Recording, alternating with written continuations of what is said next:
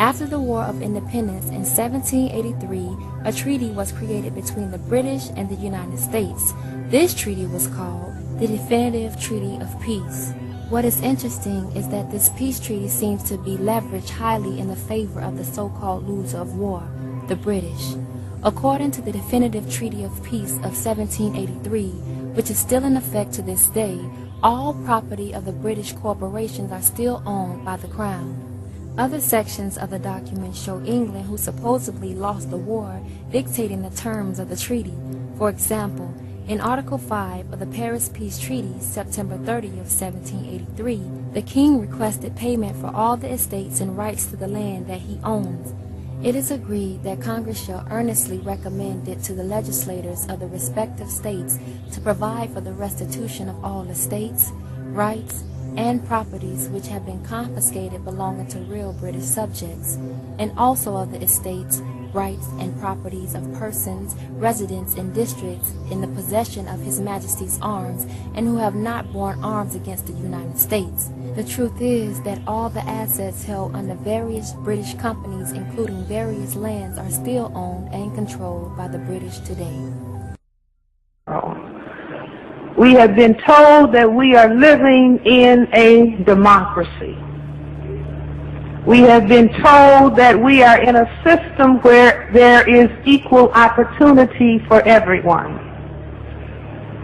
Tragically, we have been told a gigantic lie, and that lie has been told over and over and over and over again. They're always about the business of attacking empire, destroying it. So they have a military consciousness, an approach to hell, approach to us, approach to manipulating and controlling the thought process. They attack your thinking. They don't help you to think, they attack it. The truth becomes clearer when we simply look at our current banking system. According to a report entitled The Federal Reserve Directors, a study of corporate banking influence conducted by the Committee on Banking, Currency and Housing, House of Representatives, in August 1976, it was concluded that all major financial banking cartels of the United States are all subsidiaries of the London Bank of England. In other words, the Neiman Rothschild Bank owns every major bank in the United States. This list includes Lehman Brothers and Morgan Stanley, recently dissolved from the created economic crisis, National City Bank, Chase Manhattan, and many others. Every time a taxpayer pays a tax, they are transferring their labor to the Queen of England and her heirs. Who are her heirs, you may be asking? All of your presidents and high office officials who are related to the aristocracy by blood. These officials are more commonly known as esquires. An esquire is defined as a man belonging to the higher order of English gentry, ranking immediately below a knight. To represent the crown, esquires or attorneys were used to handle the legal process of infiltrating the Americas. These esquires maintained positions of power, thus continuing control through British Admiralty law. Most of us have heard of Benjamin Franklin and John Adams and their early contributions to the United States. But what you may not have heard is that Benjamin Franklin, John Adams, and John Jay were all esquires to the crown.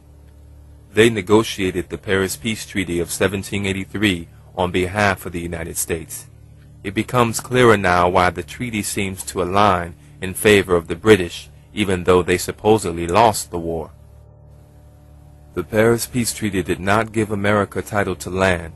The king's possessions in America were protected and governed by corporate charters. Benjamin Franklin visited England and France many times during the Revolutionary War. Again, the British just moved from overt control of the 13 colonies to covert control.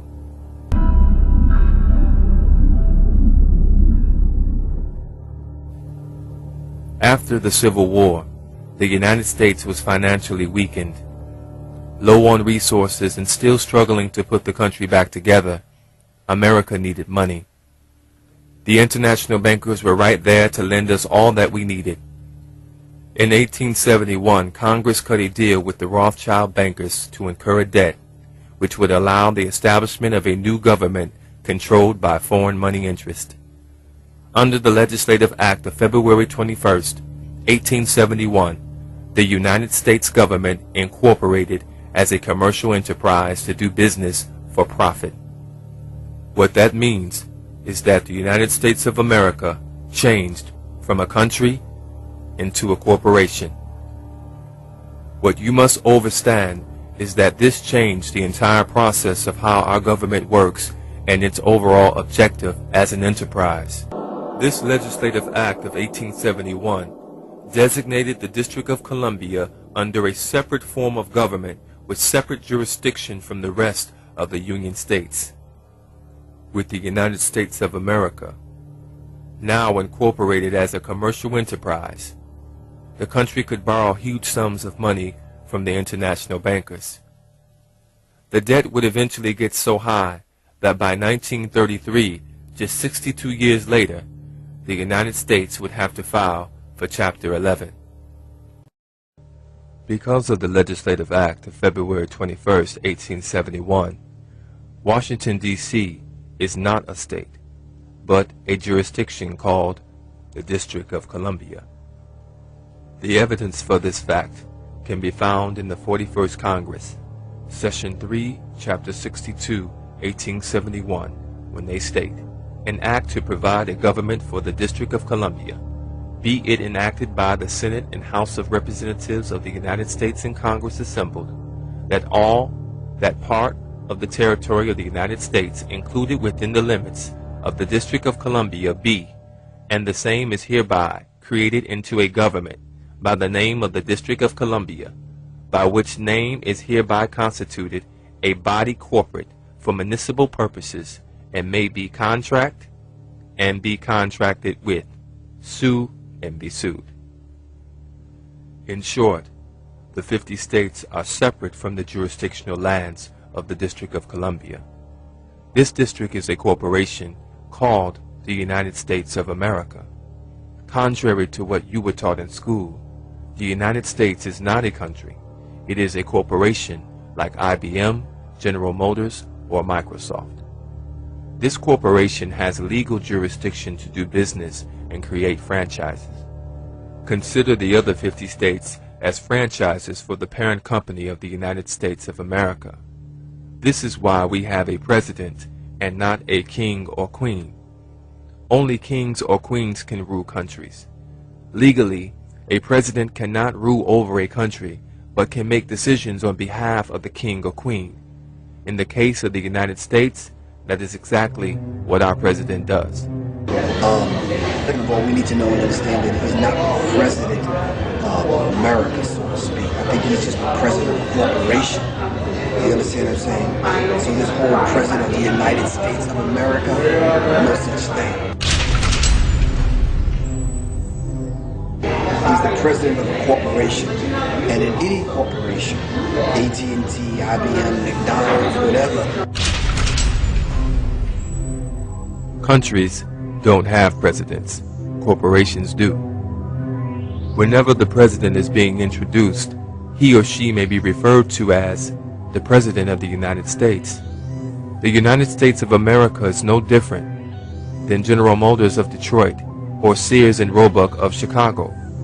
These descriptions are referring to companies which reside in a specific jurisdictional area.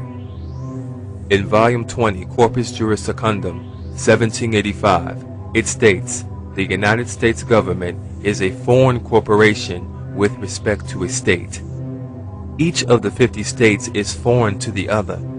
This is why you can gamble in Las Vegas, Nevada, but not in Utah. This is also the reason why persons who commit crimes in one state and flee to another are extradited back to the state where the crime was committed. This is done because under law, the state where the crime was committed is the only state that has jurisdictional authority. Under business law, every corporation must have a president, a secretary of treasury, and so on. Our president is the President of the United States of America. He is not the President of America. This concept can be somewhat confusing, especially since America and the United States is constantly being sold to the public as existing in the same jurisdictional area on the map. The only connection the 50 states have to the United States Corporation is again either by contract and/or franchise agreement. A part of this franchise agreement is designated by the status of individuals who call themselves citizens. This contract between the United States of America and the 50 separate states is called an Adhesion Citizens Contract. This Adhesion Citizens Contract is known as the 14th Amendment, which was ratified on July 28, 1868. The second part of the franchise definition mentions that it allows an individual or group to carry out specific commercial activities. These activities fall into a category called interstate commerce. Article 1, Section 8, Clause 3 of the United States Constitution is known as the Commerce Clause. It states that Congress has the power to regulate commerce with foreign nations among the states and with the Indian tribes of the time. This power fell under a regulatory body called the Interstate Commerce Commission, or ICC, in 1887. Each time you sign your name or pledge an oath, you are changing your status. You may be asking, what about American citizenship?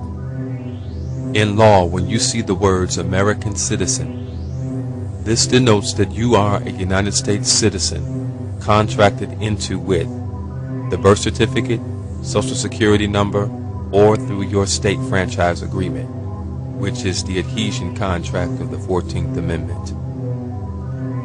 It is critical that you understand that you are not and cannot be an American. An American is a free person who has not made a contractual agreement with the United States Corporation.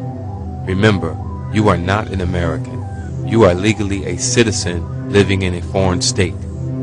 This authorization granted by the corporation called the United States of America can be tied into three main areas of contract, three of which we have mentioned.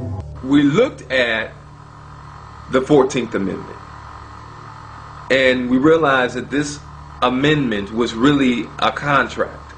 It was an adhesion contract between the United States government and the citizenry of this country.